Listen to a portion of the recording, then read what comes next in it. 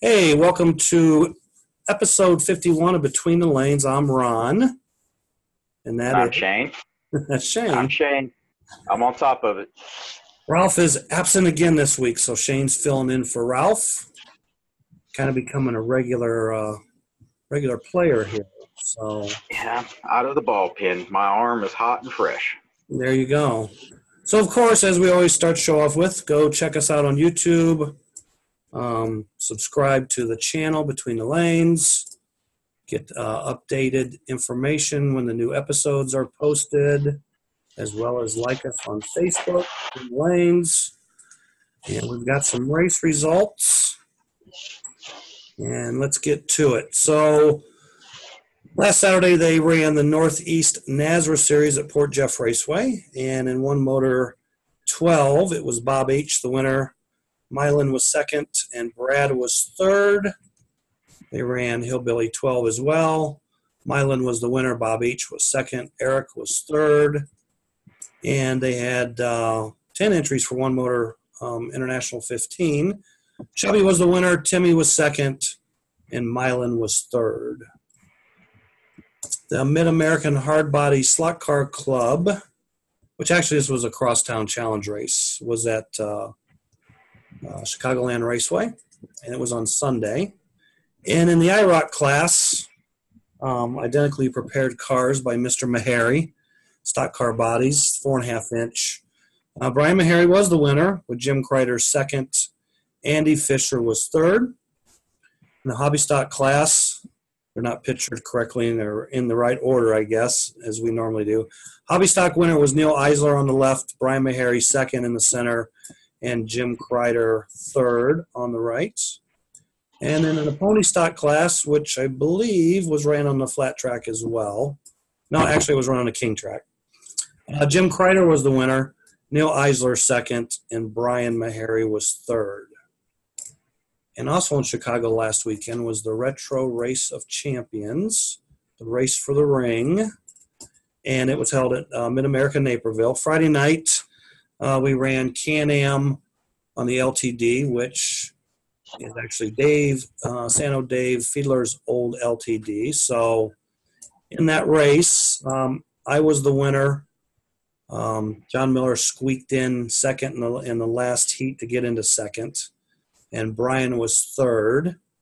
And Brian Brian had a rough go in the last heat. So Yeah, I was gonna say he got a little tweak going there, don't he? well, he kind of ran into a wreck, I think, and turn marshal stuck him on the wrong lane, and he took the short straightaway right into the wall, and as you can see, tweaked the motor in the car. And I mean, he finished the race, but he just wasn't up to pace like he had been. So Imagine it's probably bound up. I think it was probably less than bound up, the motor. So Yeah.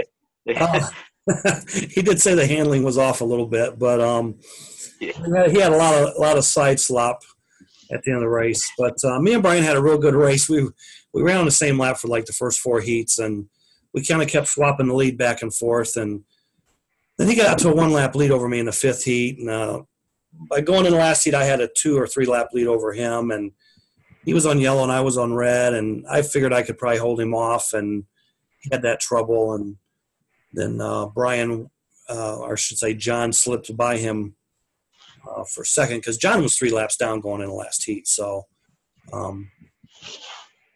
Brian was just kind of stuck in the middle, 3 laps behind and 3 laps ahead, but Right.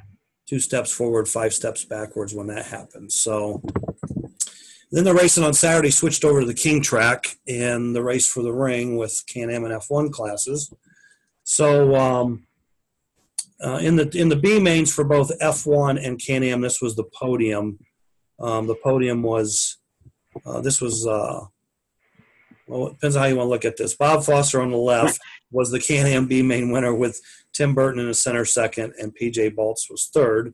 And then the F1 B main, Tim was the winner, Bob was second, PJ was third. So, and then the Can-Am A main, I was the winner with Jeff Middaugh in second and John Miller in third.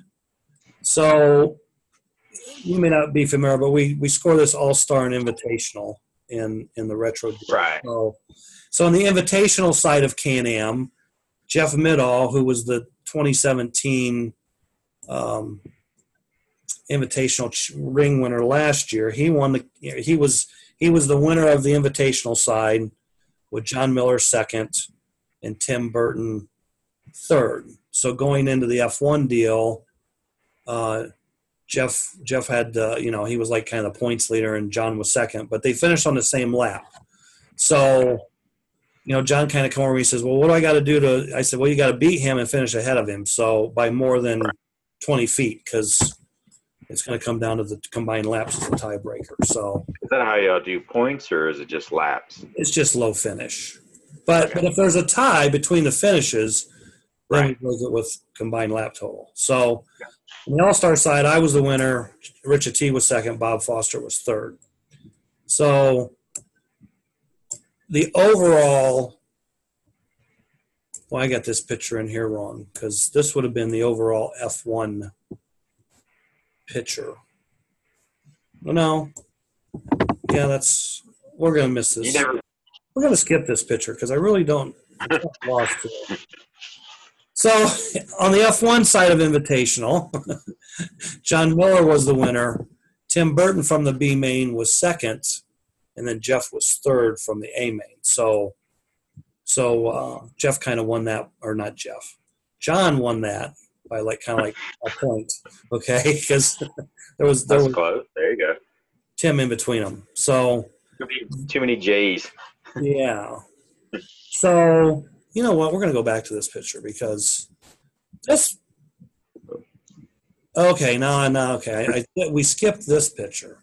So this was the All-Star finish in both Can-Am and F1. I was the winner of both. Richard T was second in both, and Bob Foster was third. So this was the F1 A main overall finish with me the winner, Richard T second, and John Miller third. So I got that straightened out. So in the F1 race, I was leading going in the last heat by about 12 laps. And what's always mysterious is when your car launches, and this happens a lot in F1, like for some reason cars will launch coming out of the bank on red lane. I'm not bad-mouthing Girding King tracks, but it always seems to happen on Girding King tracks. So, right. It's a 3-minute heat. You're running 2 minutes. You're running the same lap times. And all of a sudden, boom. No wiggle, no nothing. Just bam, into the wall it goes. I see the guide nut rolling across the track. I tell PJ Baltz, who's marshaling that, man, throw me the car. So he throws me the car. And like I said, I had a 10 or 12 lap lead going in the last heat. And me and Rich was kind of running on the same lap that heat. And so I ran over, pulled the body off, and thought, well, let's just solder the guide flag, melt the guide flag, what's left of the post, right, to the chassis. So that's what I did. Picked the car up. The guide flag didn't turn, but I'm thinking that's okay as long as if I just take it easy, I should be able to win the race. I had no idea how many laps that I was still down. But anyway, so came back on the track, ran a couple laps, gingerly through and out of the bank because I didn't know if the car would just take off because all the guide spacers was gone on it.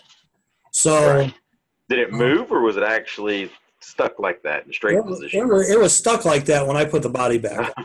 Okay, so yeah, because I was like, whew. So I'm running around. I'm thinking, well, it handles pretty good with having the guide flag locked, So right, yeah, you're locked in right there. I run a couple of laps. I look down at the counter and I noticed that I'm still in first place. So hey, I think we ran a couple more laps and we had a track call. And I looked down and I was still 2 laps up on Rich and we had about 30 seconds to go. So I managed to hold on and win by 2 laps.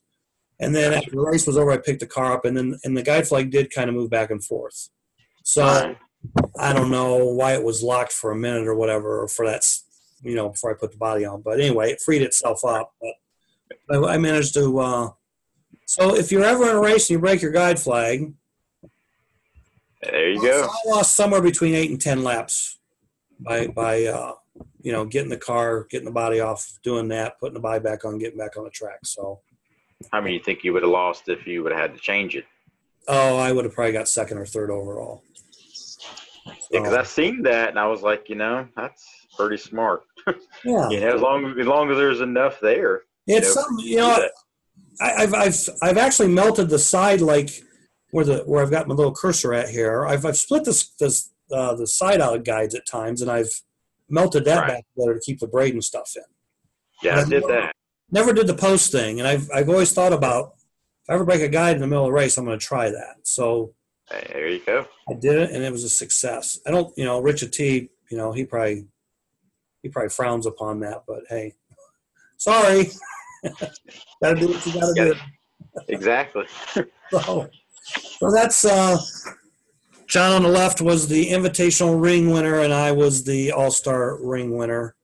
We used to give away just a ring to the all-stars or to the overall winners, which, and then about 3 years ago, we started giving away a ring to the invitational guys. And we've always joked about having earrings for the runners-up, and I was actually going to get some earrings, but I forgot to. So no earrings for the runners-up. So, and then we ran open retro angle winder, which there was a lot of guys months and months prior to the race saying, well, we need to have like a race where we can build our own motors and build whatever we want and all this stuff. So Right.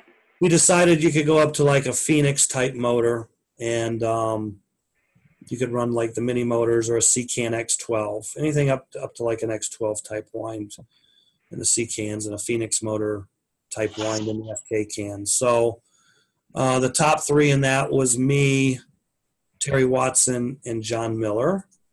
And Terry Watson, who had a rough day, was TQ and F1, so Right. he was runner-up. I remember we talked about that. Everybody finished on a podium now, got recognized here. So of course, today started the 2018 USRA Nationals down in Houston, Texas. Slot Car Raceway LLC, owned by P.A. Watson, and was on the G16 Girding King track that used to reside at Dallas Slot Cars, which this track formerly hosted the Nats in 2015, I believe it was. And today was Group F, and this was the Group F Concours winner of Ricky Bailey Jr. Some know him as Junior Bailey, some know him as Ricky Bailey. Yeah, I think I That met was him in Atlanta. Yeah, I've known. See, to me, he's Ricky because I've known him since he was probably 8 or 10. He's got a ponytail, don't he? He's got a Kinda ponytail nowadays. Yeah. Okay. Yeah. Because I think it was him, his girlfriend, or maybe it was his wife. I met them in Atlanta. Yeah, it's his wife, and he always paints like these really cool cars, and he always has like opening doors on them, or Yeah, I seen one. He had a hood that was like, Yeah, it was he's like got a a little- Cheetos. yeah. So he's got this little Yeah. hatch, and he's got an Audi motor in there, and Right. pretty cool. Yeah. So then in qualifying, they had 11 entries. Mark Glover was the TQ at 2.895. And I don't know, the top 8 guys were separated by a little over a tenth, and not quite a tenth and a half. So pretty tight field. And then in the main, or overall, I think they ran two mains, 5 and 6. Okay. TC Neubauer, who we've raced with down at Durham. he was the winner with 460 laps. Jason Holmes, second at 444, and Junior Bailey was third at 433. Trying to see if I recognize any other names. No, not me. I think PA's got some kind of new guys there running. So That's good though. and then there's the picture of the top three. Jason on the left, Yeah. Kate in the middle, and Junior on the right. Your top three. Group F National Championships 2018 USRA, and that's your top 8 drivers. Cool. And then yesterday they ran a Cobalt 12 race, but I don't have any information, and that was not an official USRA Right. type event. So Yeah, I seen a post with it on there. I believe there was 6 racers. okay, And I want to say it was posted that what's his Shelby Thomas. Is that his Yeah. last name? I think you said think- Sheldon. Yeah. Yeah, he won, and I think it was a new track record for that track. Okay. That's all I remember. Okay. So that's the winner chicken dinner reports. Sunday, Sunday, Sunday. Okay, so of course this, the rest of this week through this Sunday is the 2018 USRA Nats. Also this weekend we've got, I don't think we got anything else this weekend. But next weekend we've got FNRS down at Staunton, Virginia. And we've got B&E Crosstown Challenge at Mid-America. And we've got the USCA Summer Series at Thaser Raceway South Bend. And the following week, then the NASRA Wing Car Nat starts. And the weekend of the 22nd, we got the B&E Enduro at South Bend, Indiana at Thaser Raceway. And I think I've been invited to partake. So maybe not, but probably maybe I'll be there. So as I said earlier, FNRS is next weekend. And the NASRA Nats is coming up the week after that's when it starts on Tuesday. And that's on Tracy Brown's G21 Black Widow Gurney King Track, White House, Tennessee. And also, I think this was yesterday I seen this. They announced the 2018 Shinoda Reunion Thingy Proxy Race. Will be held December 1st at Downriver Speedway. And I think this is the third annual, because last year we had Elliot Erlander on here who hosted. Yeah. And I'm pretty sure they had run the year before. So this will be the third annual Shinoda Reunion. And also today on Facebook, there was a new page put up for the Midwest Flat Track Series, which was formerly the Great Lakes ISRA Series. So change of name, change of some rules, change of some classes. They said the Facebook page is the Midwest Flat Track Series. Go like it, go check it out, and you can find out more information on that. So we've got the Wayback Time Machine, Peabody and Sherman. So last week we had Ernie Mazzetti on the show, and we talked about his Raceway Race World that was in the Toronto, Ontario, Canada area. So these pictures popped up on Facebook since the show. So that was a picture of the front of Ernie's store, or one of his locations. And, of course, there's a young Ernie on the phone. Big smile on his face, Probably, maybe he's talking raccoon. I don't know. Who knows? Yeah, hey. Maybe the smile is, they got them bastards. I don't know. So, the store wasn't a really huge store, but he sold a lot of RC stuff as well as slot car stuff. And that's what I was checking out. Do what? That's what I was checking out. I was like, yeah, RC stuff. Yeah. So this goes back to the early 90s, I'm sure, by looking at those RC kits when you're talking Blackfoots and Super Blackfoots and stuff like that. So I think this area here might have been a small HO track or maybe a small Homestead track. I don't know. It's hard to tell. It looks like there's a panel there, but then it looks off. Yeah. I guess that's just a pit bench. I'll take that back. That's a pit bench. So, and that was Ernie's hill climb track. Like I said, it was a smaller hill climb. I think it was 105 foot or something. It was pretty short. Gotcha. But they had a lot of fun and held a lot of races on it. So that's our time machine. So earlier this week, there was mention of the new book. Slot car racing has been released. I think it was released the 1st of July, maybe. And it's called A Day at Slot Car Races. It has a foreword in there by John Sucris.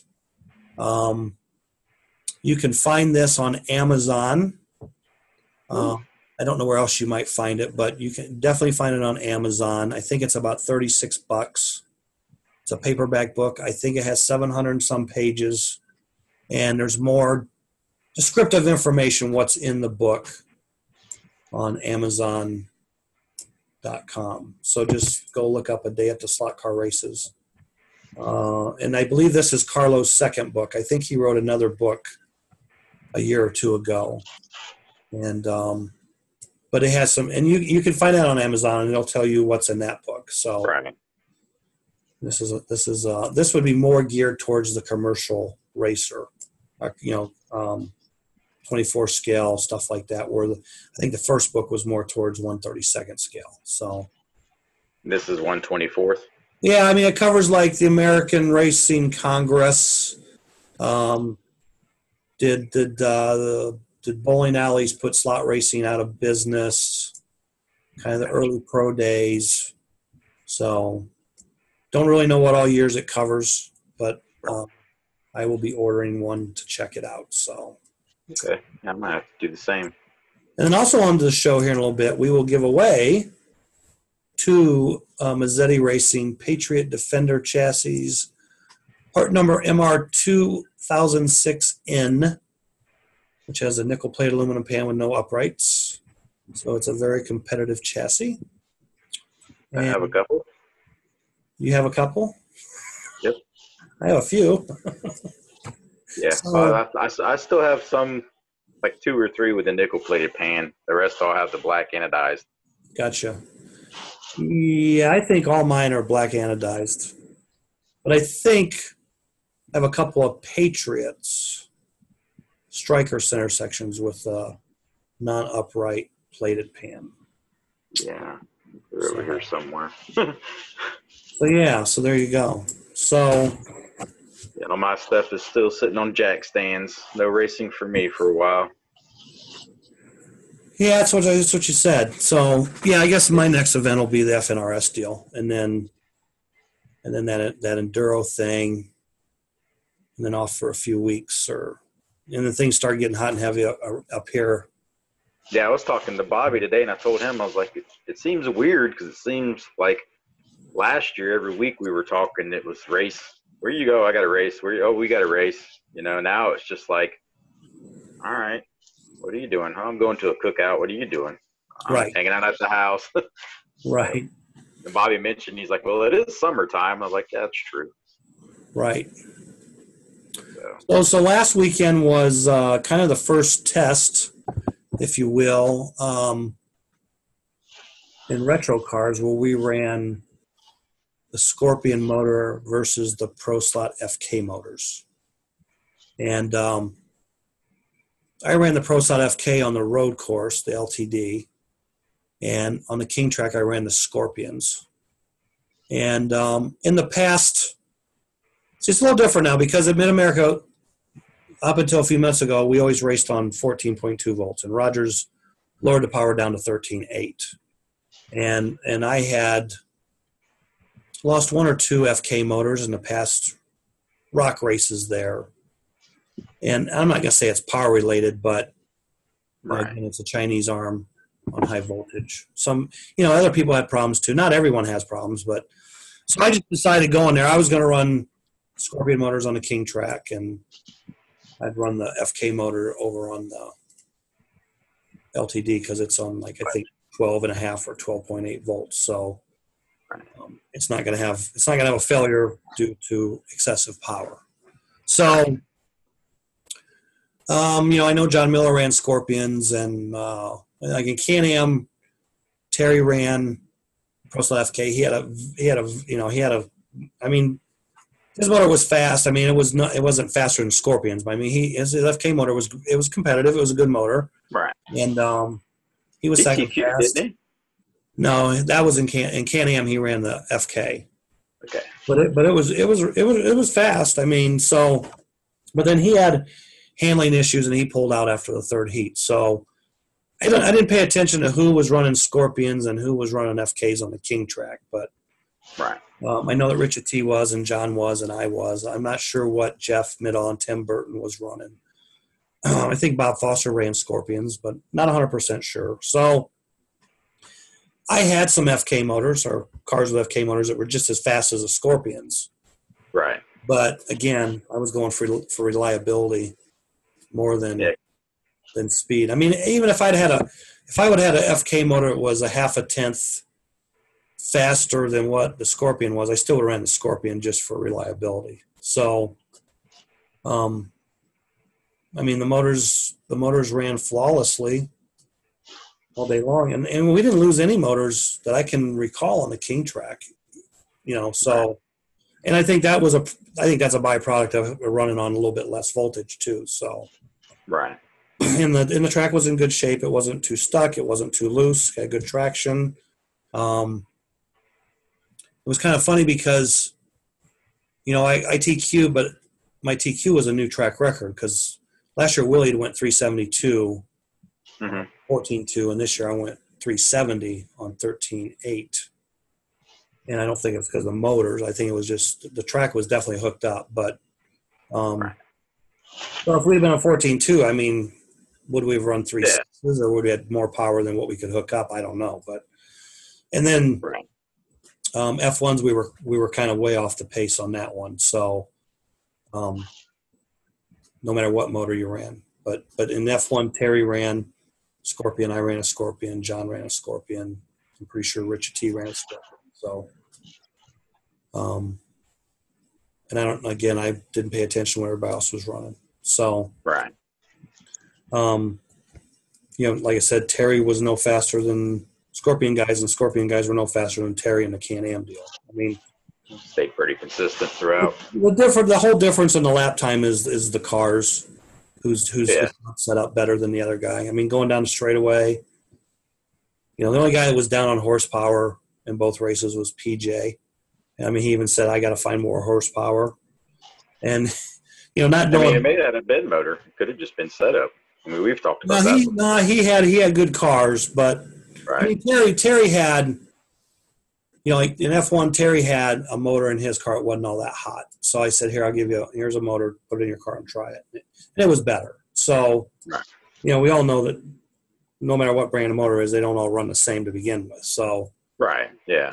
So anyway, I mean, that was the first time we've run the motors together, and it all worked out well. So, another topic. Let me ask you that. Okay, so you went to the Retropalooza. We both went to Retropalooza. So, and there's been some talk here and there about Retropalooza or Flexipalooza? Flexipalooza, I'm sorry. Yeah, I was going to say, I haven't been to a Retropalooza. Flexipalooza. Right. So, there's been talk about, using like handout tires at other flexi type events. And, I'm all for making things more user friendly. Like if you can make it easier for people and less expensive for people, I think that's a win-win situation. So we went to Flexipalooza and we all got 2 pair of tires for each race. And I mean, I only used 1 pair. Well, I shouldn't. I used 2 pair of tires because I used a softer pair in the LMP race and a little bit harder pair in the GTP race. So, but if I could have hooked up the harder tires in the LMP car, I would have ran the same tires on both races. So, because there wasn't much wear, if any wear at all. I noticed that. Right. And me and Ralph has talked about this like off the show, and it's like, one, it's easier because you're going to get 2 pair of tires, or maybe just get 1 pair of tire per class. You trim them down, you break them in, and you race them. And it's cheaper because you know what, you only got to buy 1 pair of tires. Right. Because if I was going to go to a race, I don't care where it is. Right. And I'm going to want a couple pair of soft, a couple pair of treated, a couple pair of Wonder, maybe a couple. Then you want soft Wonder, medium Wonder, hard Wonder.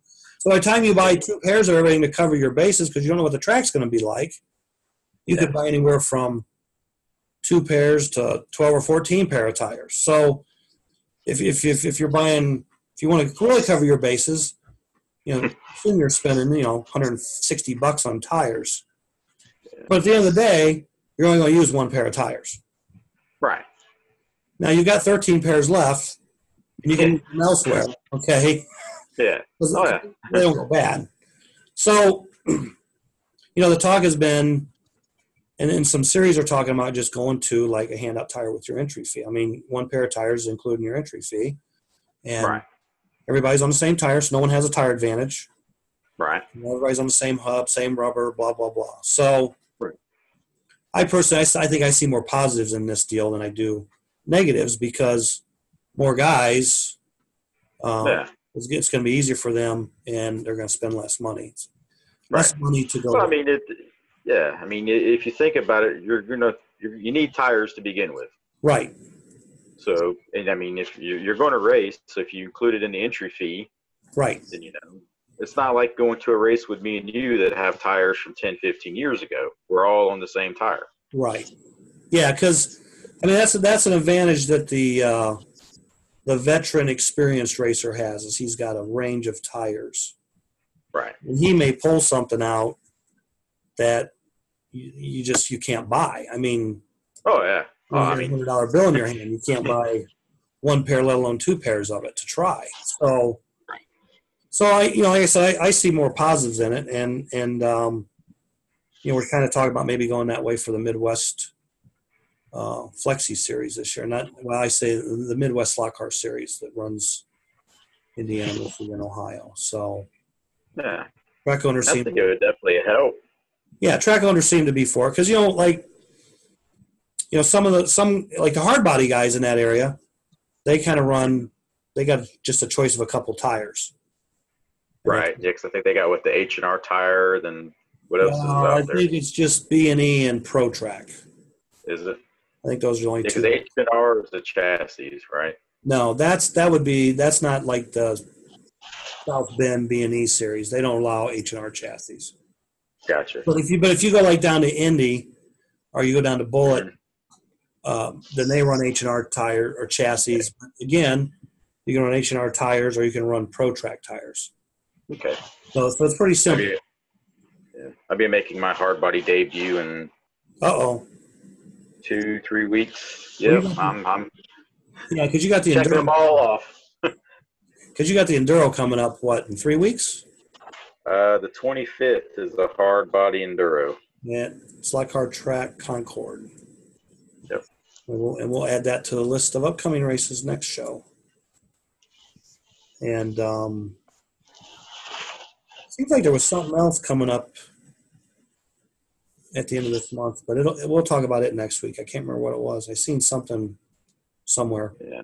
When you were going through the races, I was going to throw in the hard body race, and I was like, well, you still got a couple of weeks, so.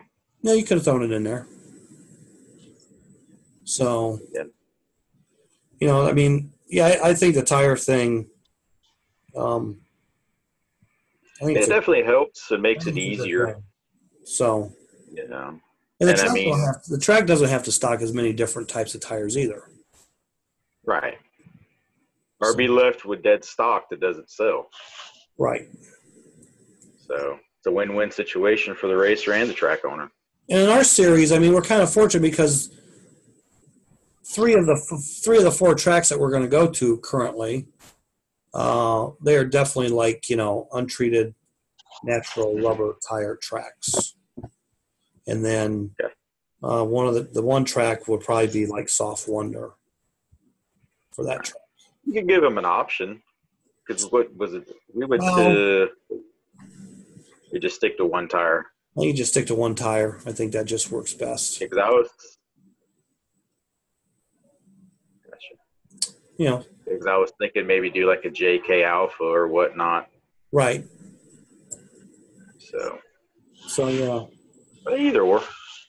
So the guys that are, kind of on crutches when it comes to getting in their tire bag and pulling a magic rabbit out of their hat. Yeah. We'll be down there with the rest of the guys on the same thing. So, but I mean, if it helps make the racing closer and stuff, I mean, I'm all for it. So, I have no problem with it. I've always told people, just give me the rules. I'll race whatever. Right. If I don't want to race, I won't race. Right. Yeah. I mean, it's like when we went to Durham and we're over there with bags and bags of tires and all those guys are looking. It's just like years and years of racing. Right. Yeah, I'm like, like you were like, here, try this pair of tires. Do you have these? I was like, I'm sure I got a pair down there somewhere, but if you got them, I'll try.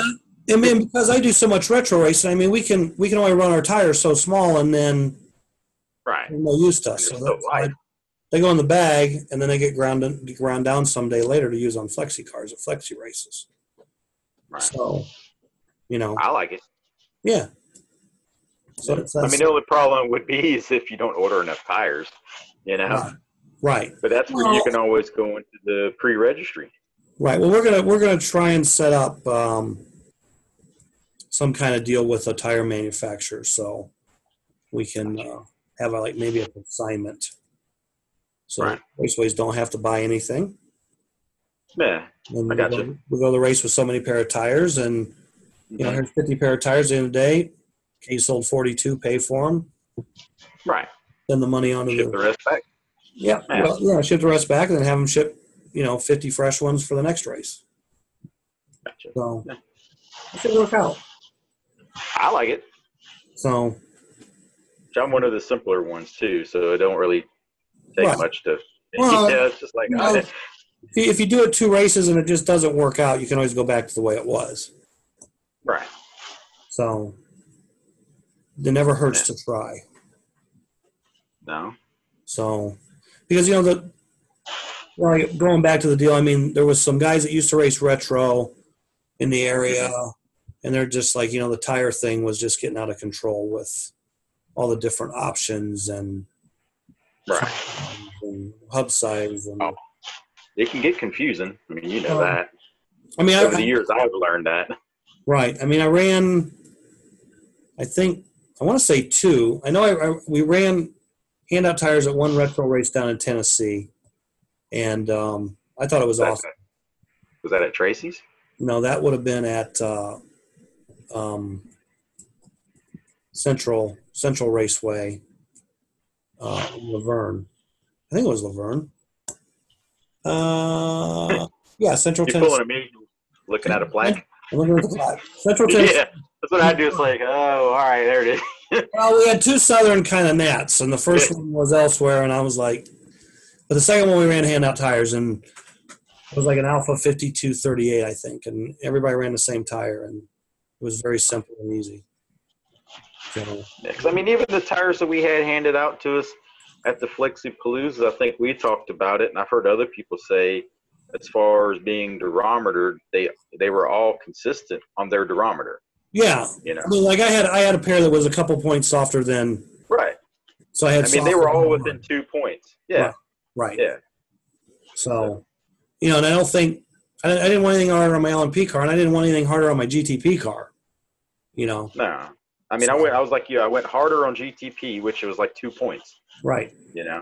Yep. Because I mean, because I was sitting over there and was like, wow, these things are pretty consistent. So I don't really have to kind of fool with that. I can just, right, kind of rock and roll with them.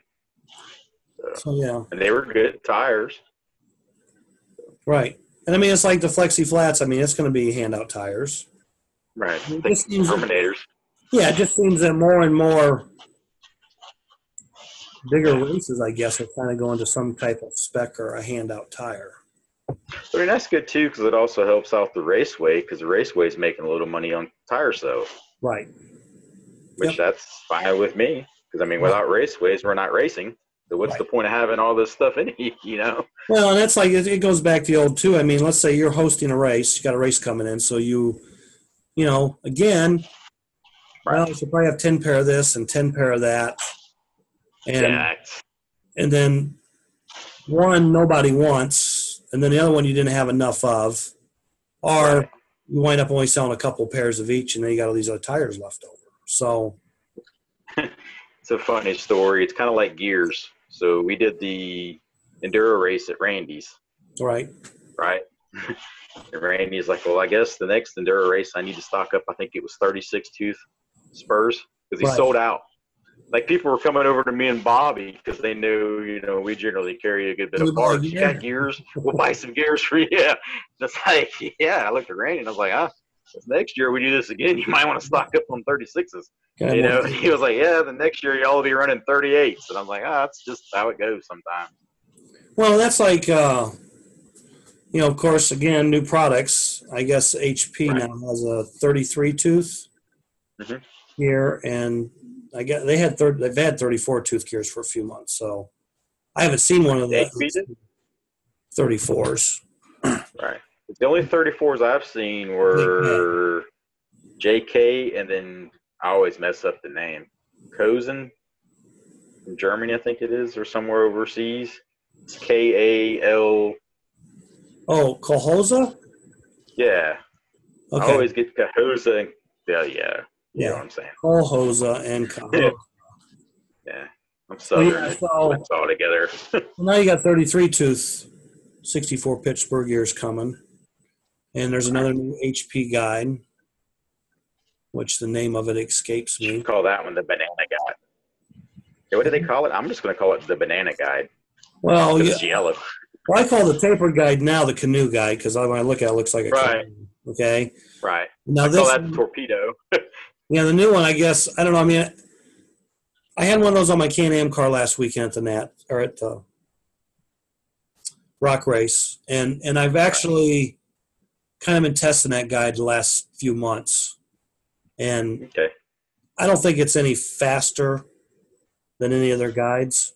But what was kind As of far as when I first ran that guide, when I first put it on a car, because I took a car and I put it on, ran it, took it off, put the canoe guide on, ran it, hmm and the canoe guide ran just a thousandth or two faster. So I'm like, all right, I'm gonna leave that on there.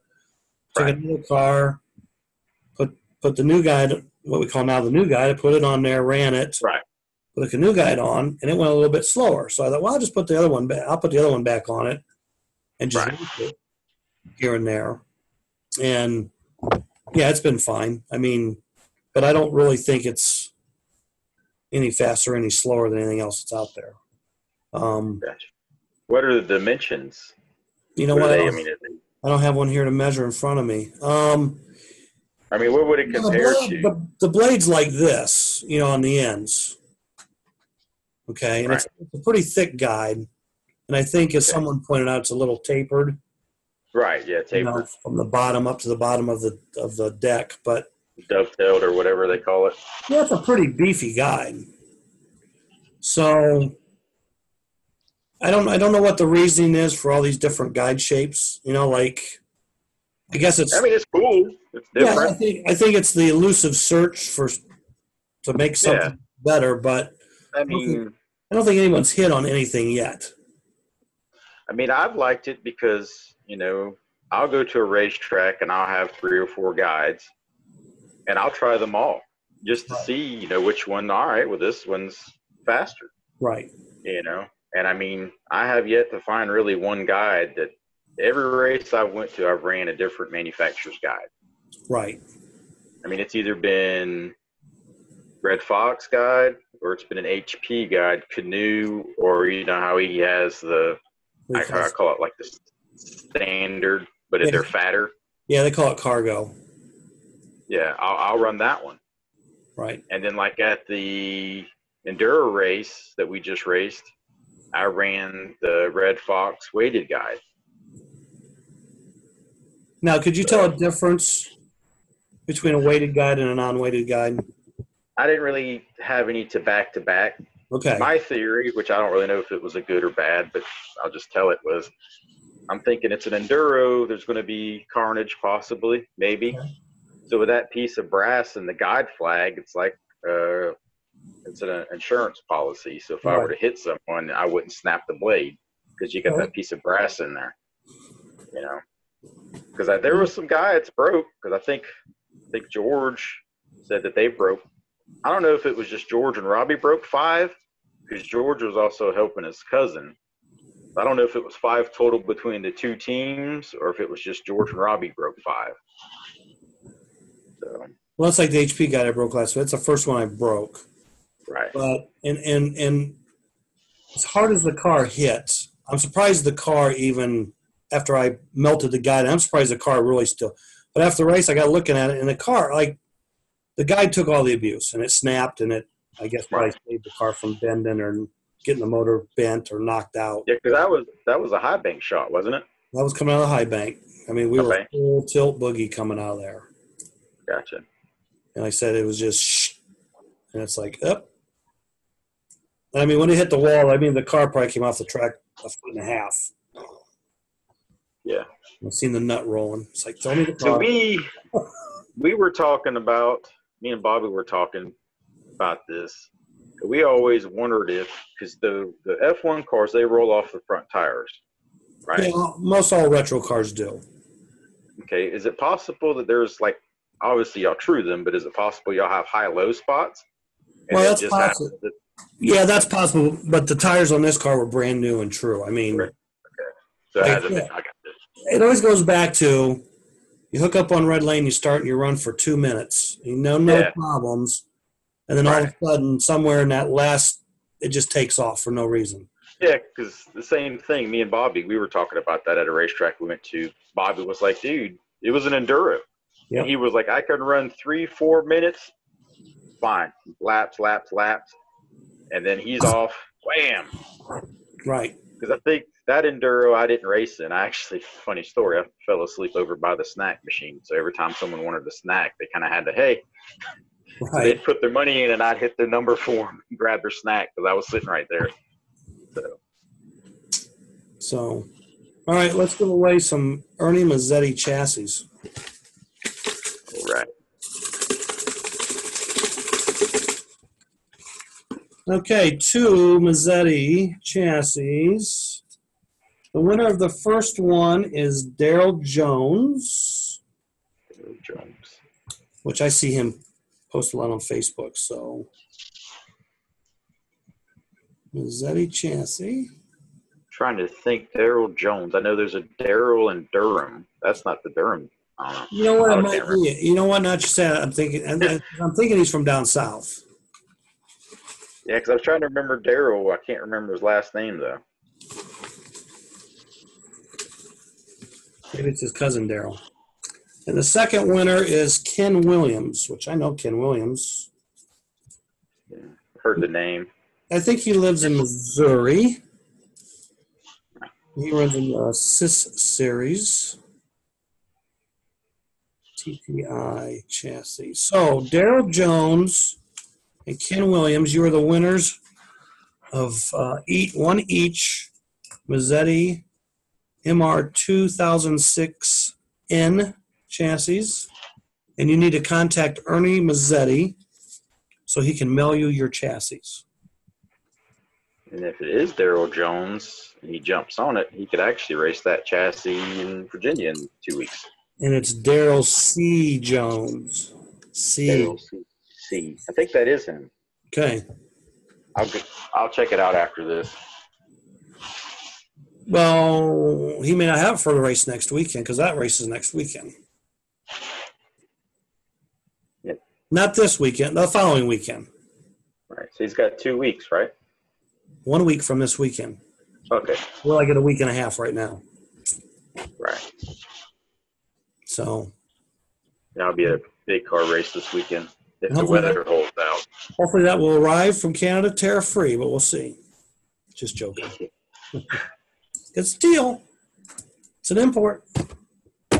Yeah. Whenever all that went on with my work, we deal with rebar. So Yep. on average, we keep anywhere from 10 to 15 truckloads of steel in our yard. And then whenever all the tariff stuff started taking place, we put and found ways to put like 40 truckloads on the yard. Gotcha. So like you'd pull in the yard and that's all you seen was steel everywhere. And it's like we're technically sitting on a gold mine. Right. Well, it's going to be interesting to see how it affects us down the road. But it's a lot of cars in general, but Right. not going to get into politics. Just something's going to happen. Right. So, you got anything else you want to talk about or bring up? I think we covered. Oh, the braid. I remember we brought this up last episode at Randy's, the flat track. Yep, Slot Car Concord. Yep, it's regular braid. It is help me with Non-magnetic. the word. There it is. Non-magnetic. It is not mega. What? I forget what they call the magnetic braid. Yeah, I have no clue. Jim Honeycutt. Nope. I talked to him today, and he said that Magnatech. yeah. He said unless the one piece that he tested was the only piece, No, it's All of it's good to go. None You of should it's probably check in the turns, because I know that there was some tracks where they just did the turns in that and not the straightaways. So the Okay. cars would go faster in the straightaway, not be magnetically. bogged down. Right. Next episode, I'll have an answer. Okay. Upon further, I'll tell. upon further investigation. Right. We're getting closer. So far, everything else been, what is it, debunked. Debunked. Yep. Track surface is smooth. Braid is beautiful. What's the show? What's the show that was it Discovery Channel? The two guys would go around. Discovery Channel. It was God, I just said it because when we were talking. Mythbusters. Mythbusters. Yep. Mythbusters. The myth has been busted. Yep. So, the myth has been busted. Is that show even still on? I don't think it is. I used to watch it from time to time just because certain things they brought up was interesting. If I could only pay for cable for the channels I actually watch, I would have like 5 channels. You know, it's like I got 500 channels and nothing. You know? Yeah. Oh, another tidbit of information, because today they put up the full set of the Ohio Challenge Cup rules. Mm-hmm. I noticed that they're going to allow the Scorpion motor in GTP this upcoming series. So okay. You can run it, or I've always wanted to race that series, but it's never like the schedule's never. Yeah, I've always got a conflicting event. Yeah. I remember me and you've always talked about, hey, let's just go up one time and just surprise them and race with the guys. Right. But yeah, always next. Because they switched from Retro Hawk motors and the GT1 classes to ProSod FK with a 10-tooth pinion. And now in GTP, you can either run the Scorpion or the ProSod FK. So, okay. In the majority of their tracks, I would probably just stick with the ProSod FK because you don't have power issues. I don't even know where they run. Yeah. They run a Mark. Probably the 2 King tracks that they run on, I would run Scorpions, and everything else I would be happy with an FK. Okay. Unless I had a faster Scorpion or something, but I'm just saying. Yeah. I mean, all I have is FKs. I mean, actually, I don't have those Air Scorpions anymore. Did you sell them? I took one of them apart. No, I took one of them apart just to kind of check it out. Oh, okay. I bought 3. The one I raced is the one I think I took it apart because remember we were talking about how we qualified and it was fine, and then during the races, like it just got slower and slower. Right. So I was just like, I'm going to take it apart and see if I can find anything. Right. Nothing really stood out. Well, and see, that's another. Go ahead. No, I was going to say it could have been fatigued. Right. You know? Well, see, that was another thing, too, because, the motors that we ran in the Retro Angle Winder race this weekend was something that John made. Right. Not so much for the race. He made something we were doing more like testing. R&D? Yeah, R&D, reliability, and seeing how something ran. So, right. The 2 motors, like the motor Terry ran, the motor I ran, John says, when you get them back to the shop, take them apart, and I want you to tell me if the COM went out around at all in it. And right. the last several months, John has spent a lot of time and money in making the American-made COM better, because they had to change sources where it was filled at, and they had to do some tooling updates and maintenance and stuff like that. So, right. And I think maybe he's been playing around with some materials just in the quest of making a better product. And right. So, it's the same COM that he's using on the Scorpion. Any American-made armature right now has this commutator on it. So, and since the Scorpion's been in production, they've been using this, we'll call it upgraded commutator. You know what I'm saying? Just okay. Right. Different fill, better fill, tooling improved, adjusted, whatever. So the motors that we ran, I mean, they definitely turned way more RPMs than Scorpions. They ran way hotter. I mean, it's just right. So I took the 2 motors apart, and The balance barely moved on either one of them, which that's a good sign. And the comms did not go out around at all. So I think that bodes well for the Scorpion because I've got one Scorpion motor. I've got 3 or 4 races on now, and I mean, it's not slowed down. I mean, it's just it runs good.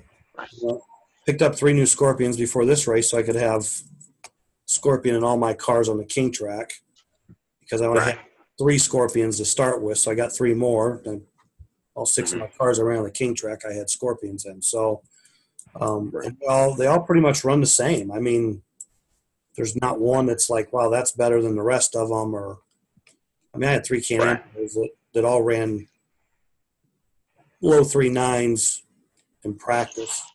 I felt I could have won with any 3 of those cars. So, you know, they were barely. I mean, 390 to 393 between 3 cars is pretty good. So, but you know, loaded.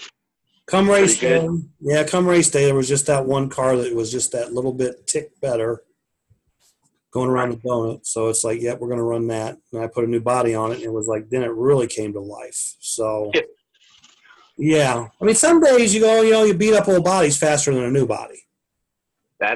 We've been there. Yeah, but most times I went to a race, and it was the same thing.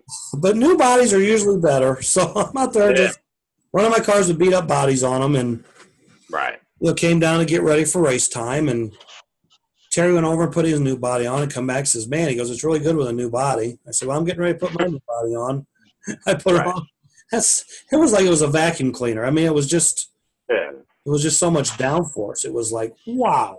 So it's just it's funny how that little, it's like I try to tell people, it's like, you never know. That's why it's always a good option to have. Right. The people make fun because we try so many different bodies, and it's like it's just more options. Well, it always amazes me, and it's always amazed me that how 2 bodies with 2 different shapes can be so different. But or you could have on a different day, the one that was bad could be good. Yeah, on the same track. Yeah, exactly. Yeah. Right. I mean, like, for instance, we went to Durham one time. I mounted a new body. It was running, and Bobby was watching the car, and he's like, you're not going to want to do this, because he always says that about me because he knows how I am about things. I was like, what? He's like, just try it. And I'm like, dude, I'm at the point now where I'll try whatever. I was like, I'm about done. We were getting ready to go to Ruby Tuesdays. I was going to get a big salad, get a beer, and I was just going to forget about it. Just roll with it. And he's like, just try it. Yeah. And he's like, just trust me. And I was like, all right. So that's, sometimes we'll bounce ideas off of one another. He hands me this body, and I'm looking at it, and he sees my eyes. He's like, just try it, And he's like, and do you have another body if this works? I was like, I have another body. Like, all right. You put it up. I got there, and I just look at him. I'm like, God, I hate you sometimes. Perfect. Car was dialed. Right. And I was like, I'm going to hang on to this. And I still have it. I still have it in my body box. Because it's one of the only times at Durham, it was during a money race, that I ran in GTP built Super 16C motor. I got it below a 3.9. Right. And practice on Friday, I ran a 3.97. And then Mike Parker actually TQ'd and set a new track record the day of the race. He ran a 3.97. And I told him, I was like, it was going to be either me or you. I was like, we both had good cars, And he was like, I seen you were trying. I was like, yeah, I didn't have it. I was like, there's no way. And then there's days you ran it, and I was like, there it is. Then there's days you'll have 2 of the same identical bodies mounted the same, and one is vastly different from the other one on the car. Yeah. Well, you remember when we were in Tennessee, and you were like, here, try my body. And then I went back to the hotel room that night, painted one and cut it out and tried it. And you were like, well, and I was like, they're the same. And he was like, do you want to run your body or do you want to run my body? And I was like, well, I'll run my body so it don't get confusing as far as colors. Right. And stuff. Yep, it works that way. So, it's a lot of work. People don't realize it. It's just tires and then bodies and then guides and then thickness of braids, and stuff like that. It's putting together the combination. Oh, yeah. Yeah. I mean, we were talking like this week. I mean, you can have the fastest motor in the building. If you can't hook the car up, it's a waste of time. Right. Yeah. You know, if you're sliding in the corners or no forward bite, you're just wasting. You're just spinning your tires. Right. Anytime you spin your tires, you're losing time. And guys just don't get that. I mean, they just do not get that. You got to be hooked up. Yeah. We've went to races before, and we watched cars go down the straightaway, and we've all been like, God, if we had his motor, Right. It's just like, wow. Yeah. Right. Yeah. And then you see him hit the turn, it's just like, what's he doing? Right. They're 2/10 or 3/10 behind you after the lap. It's like, but man, if I had their motor, so it was a lot of fun, right? And, to help people, and then you always get the people, that are, I don't like bothering you at a race because you're always quiet. And it's like, I am most helpful and most chattery if you go to dinner with me. Right. Because I'm away from the track, everyone's generally cutting up, having drinks, and it's just like, I'll tell you whatever you want to know now because I'm not worried about what I have going on. So, yep. Good times. Good times. Like I told George, you need to go out with us just one night after the race. You'll learn so much, right. And then the one time he went, he grunted from ear to ear. I had a blast. I learned so much. I was like, I've been telling you. Right. Racetrack, here and there. Out to dinner, different story. Right. Or lunch. Okay. Well, that's kind of all I got for this week. Yeah. Next week we'll have more in-depth, detailed results from the USRA Nats. We have new national champions. Yep. We already got one. His name is Casey Newman. Yeah, that's true. And, I know Russell's on the way. We talked before the show. He's sitting at the airport because his flight's delayed a little bit. So we should have about 4 more new national champions after this weekend. And we'll talk to them, or we'll talk about them next week in a good way. Hey, never know. Maybe we can get one next week. Maybe Ralph's tied up and busy, and yep. So got the word of the show. I was going to let you have secret word of the show honors. Let's see. I was good last week because all we ever talked about was raccoons. Yeah, good old raccoons. Let's see. Word of the show. This is a tough one. You put me on the spot. Okay. How about if we just go with USRA Nats? Sounds good to me. Division 1. Yeah, let's go USRA Wing Car Nats is the secret words of the show. Yeah, that's a big one. Yeah, because that's what it's about this week. So it is a big race, and there will be national champions. And I think next week we'll also go back in the Wayback Time Machine. Gotcha. Not way back, but just way back. Will I be born?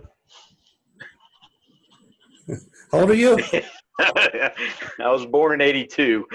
You were born. That's what everyone was asking me. They're like, "You were awful quiet last show." And I was like, "I wasn't born yet." I was like, "I can't talk about something if I wasn't born."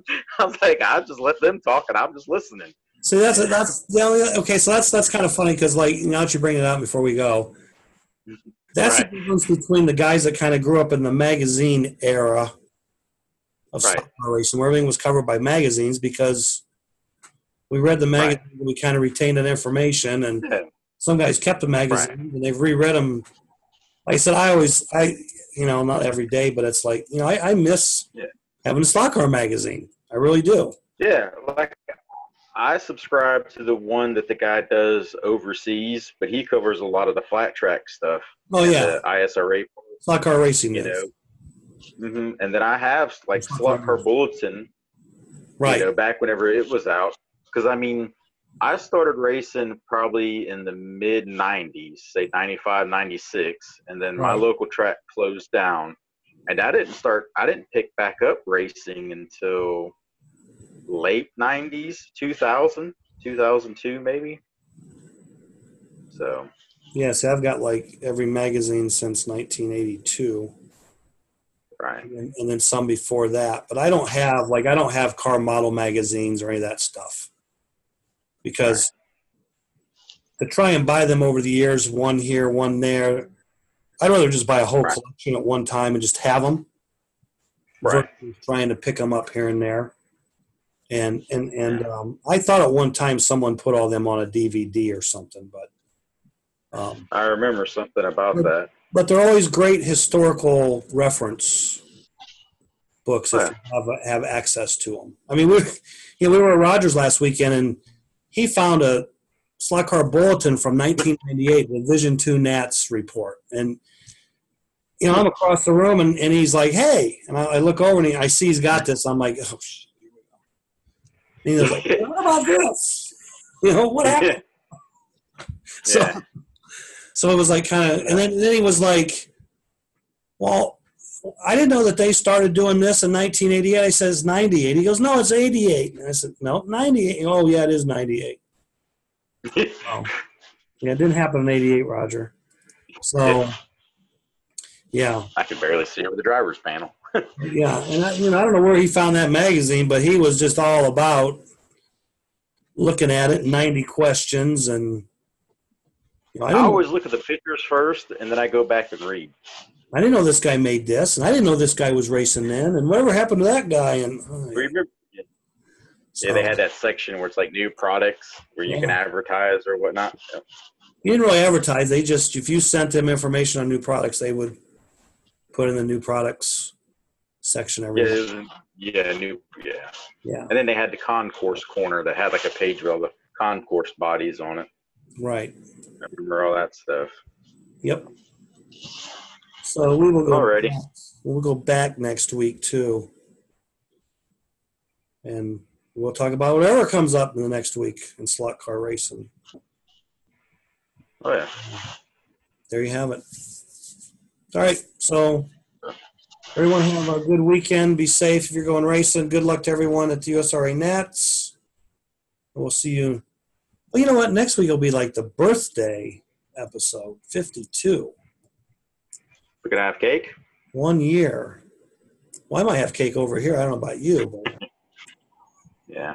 This is what, my 4th episode, so I got a couple more to go. yeah. Gotcha. Yeah, I've got perfect attendance. I've watched every episode. Does that count? Well, like I said before, this technically should have been episode 52, but we missed a weekend there, so Christmas or whatever, something, I don't remember. There's been so many of them. But then there's been weeks we've kind of done 2 episodes, so really, because we've had a couple of special episodes here and there, so. Yeah. I think I remember, wasn't that around the World's time? The Worlds was one, and then the Colvin interviews. And then you had Paul and Giannis. Giannis. Yeah. Yeah. So there's been That 3. took me a minute to think of his. Yeah. And we're working on Good more times. special stuff. So there you go. All right. Alrighty. We'll start talking again. It'll be a 2-hour show. Adios. See you later. Thanks, James. Bye.